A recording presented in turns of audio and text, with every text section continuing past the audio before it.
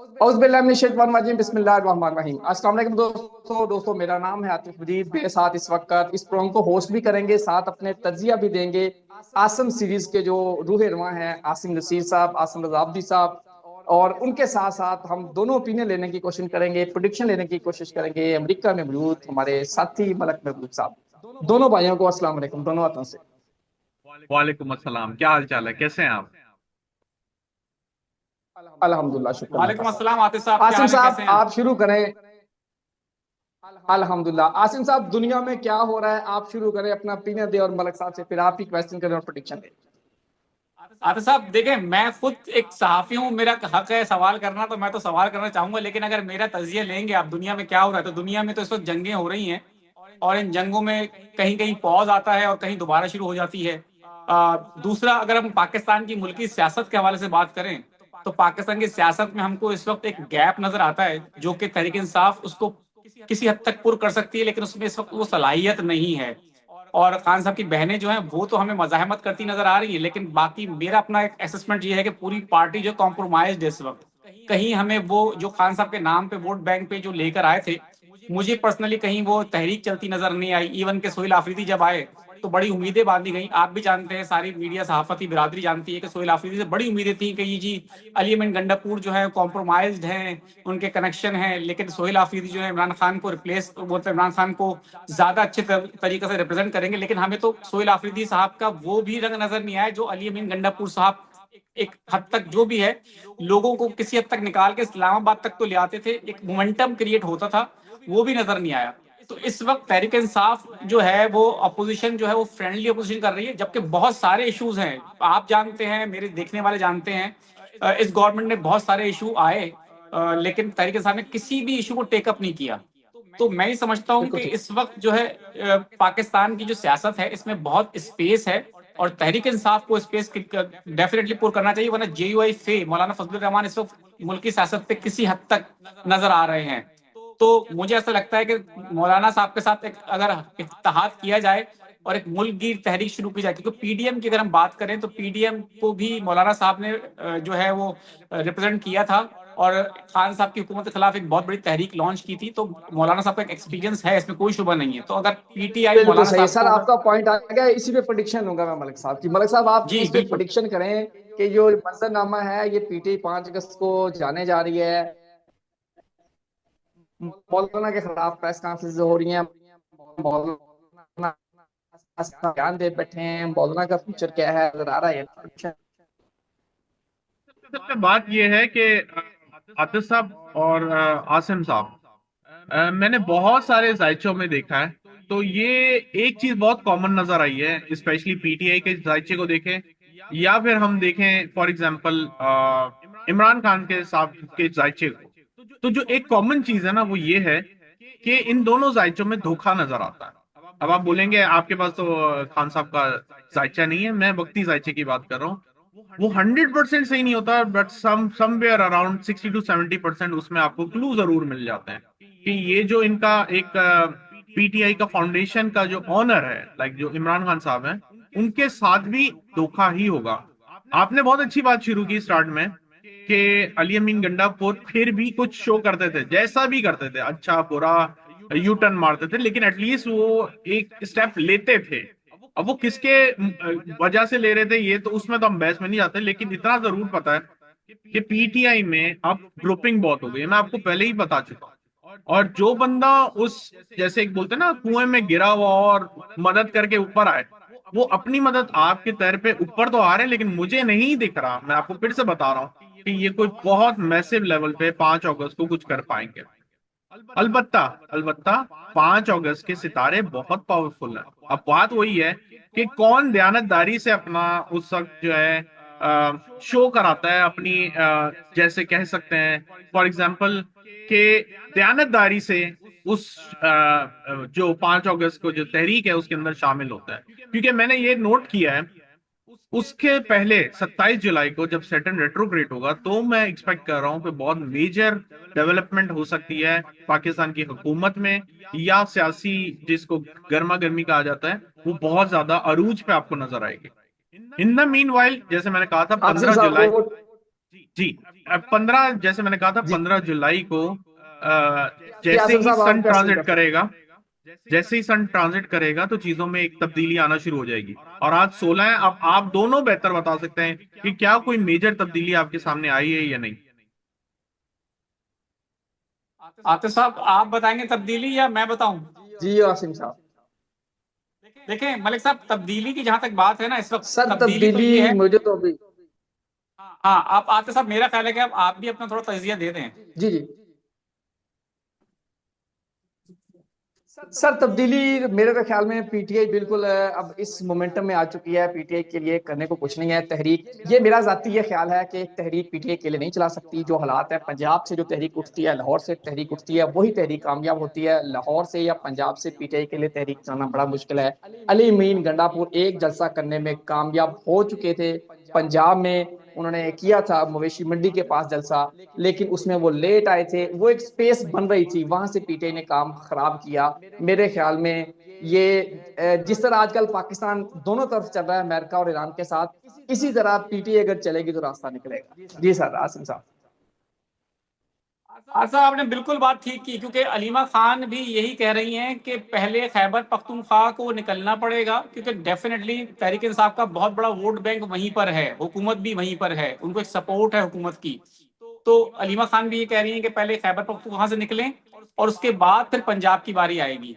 तो ये बहुत अच्छा उनका एक प्लान है, और अब कहा जा रहा है कि पूरी तैयारी की जा रही है। लेकिन ये तैयारी हमने पहले भी देखी है। मलिक साहब आप बताएं हमारे देखने वालों को कि आपको क्या लगता है, आपने, क्योंकि आप बड़े हमेशा से कहते रहे हैं कि तहरीक इंसाफ की क़यादत अगर खवातीन के हाथ में आएगी तो कुछ रिजल्ट आपको नजर आएगा।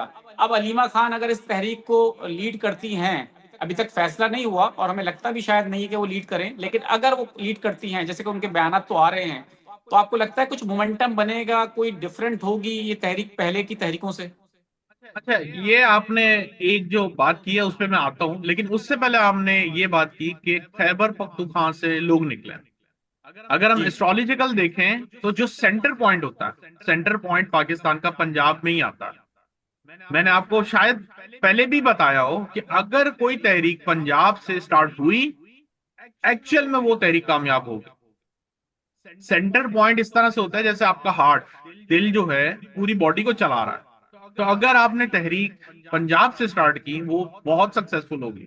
फिर बेशक वहां से भी आ जाएं, कहीं से भी आ जाएं, वो फिर एड ऑन की तरह काउंट किए जाएंगे। लेकिन तहरीक एक्चुअली जब तक पंजाब से नहीं चलेगी, बहुत मुश्किल है। और दूसरी बात जो आपने कहा है, खवातीन अगर लीड करें, खवातीन लीड करेंगी तो ही उस तहरीक का कोई सर पैर निकलेगा, वरना सब फालतू। मैं आपको बता रहा हूँ, 5 अगस्त को दिन बहुत अच्छा है तहरीक चलाने के लिए। मैंने आउट मतलब आपके वीलॉग से पहले ये देखा था, दिन बहुत अच्छा है। लेकिन अनफॉर्चुनेटली हो ये रहा है कि जो तहरीक इंसाफ है वो ग्रुपिंग की तौर पे सामने आएंगे, और वो ग्रुप मैंने आपको पहले भी बताया, ग्रुप में ये लोग कभी कामयाब नहीं होंगे। हाँ, दूसरा ऑप्शन ये है, फॉर इंस्टेंस 5 तारीख से पहले अवाम रोड पे आ जाती है फॉर एनी रीजन, किसी भी वजूहत की वजह से अवाम आ जाए, वकला आ जाए, फिर वो इसके अंदर दाखिल होंगे तो पीटीआई शायद फिर कुछ करके दिखाए, वरना मुझे अभी तो इम्पॉसिबल लगता है 5 अगस्त के हिसाब से।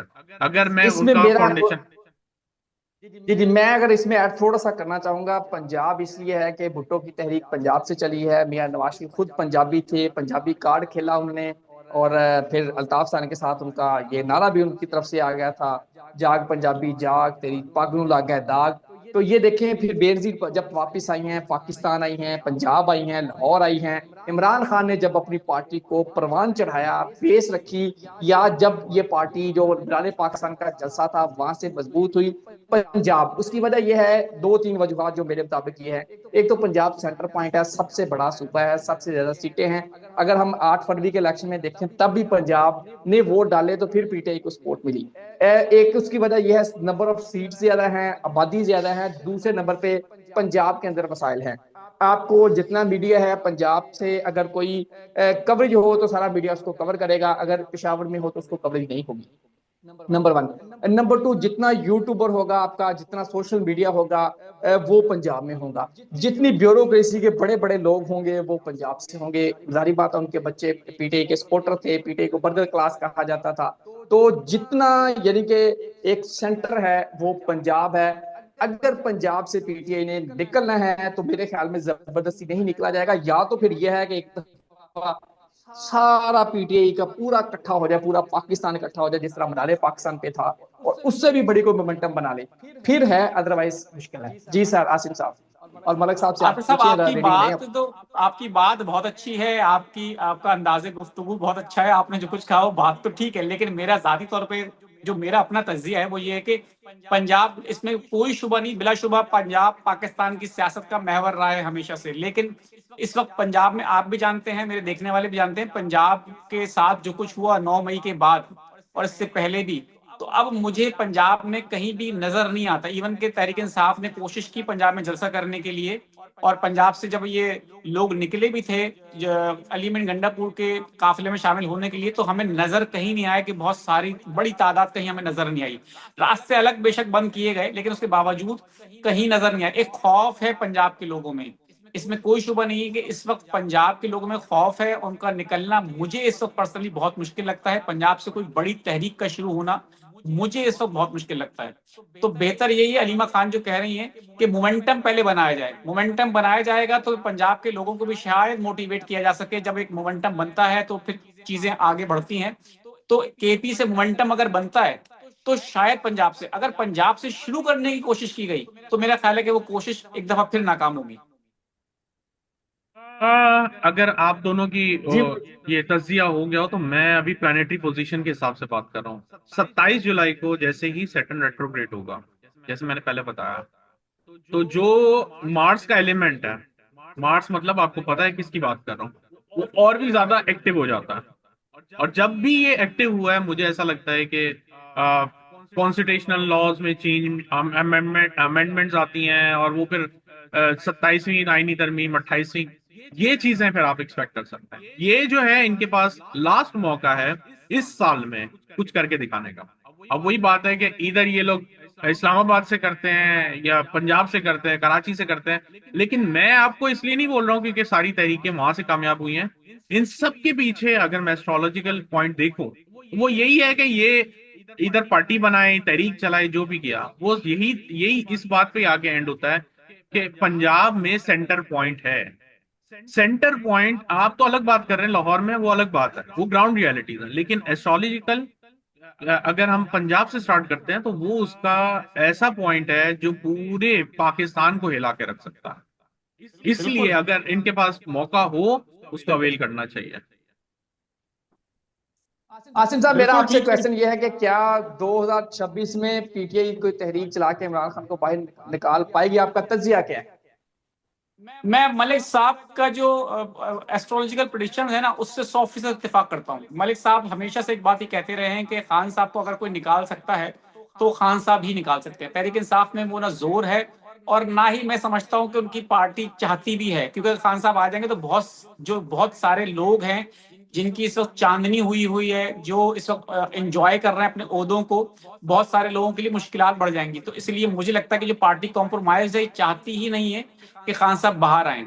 वो उस तरह से खान साहब के लिए कोशिशें भी हमें नजर नहीं आती हैं कि क्योंकि जिसके नाम पे वोट लिया है उसके नाम पे सबसे ज्यादा कोशिशें होनी चाहिए। लेकिन हमने देखा है कि पार्टी के अंदर जो इख्तलाफात हुए वो खान साहब के ऊपर नहीं इख्तलाफात हुए, पार्टी में ओहदों को लेकर इख्तलाफात हुए, किस कमेटी के कौन चेयरमैन बनेगा उस पर इख्तलाफात हुए।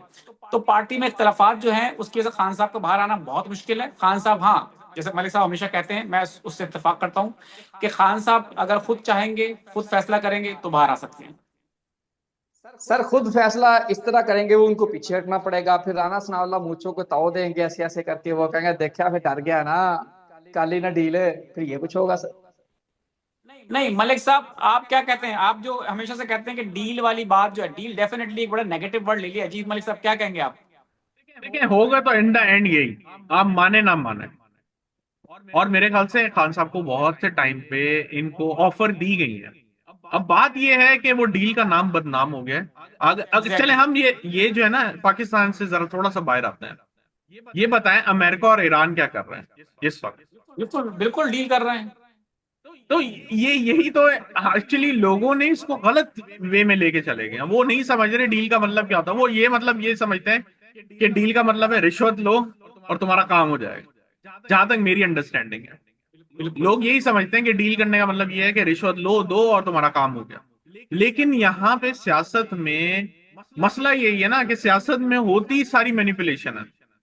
अगर आप किसी का भी उठा के देख लें बैकग्राउंड में, चले पाकिस्तान को साइड पे करें, अमेरिका देख लें, यूरोप देख लें, हर जगह पे मैनिपुलेशन के बाद ही सियासत कामयाब होती है। सियासत सीधी, जो एक बोलते हैं ना कि सीधी सीधी रोड है, ये होती नहीं है सीधी रोड।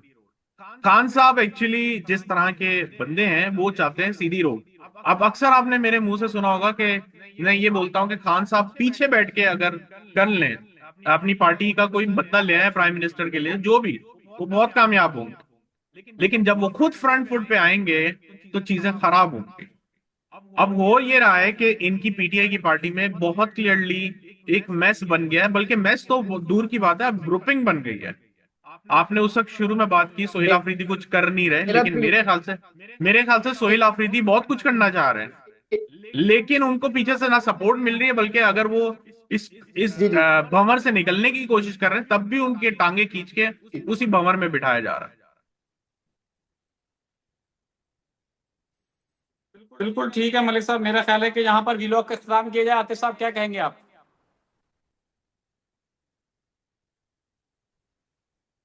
मेरे ख्याल से आतिफ साहब का इंटरनेट डिस्कनेक्ट हो गया, कुछ प्रॉब्लम चल रही है वहाँ बिल्कुल पे। ठीक है मलिक साहब, बहुत बहुत शुक्रिया मलिक साहब हमें वक्त देने के लिए। आतिफ साहब का भी बहुत बहुत शुक्रिया। नाज़रीन, यहाँ हमारे व्लॉग का वक्त खत्म हुआ। मुझे, आतिफ मजीद साहब को और मलिक महबूब साहब को दें इजाजत। आखिर में हमारा वही पैगाम है, मुस्कुराएं, प्यार बांटें और अपने आसपास के लोगों का ख्याल रखें। अल्लाह हाफिज।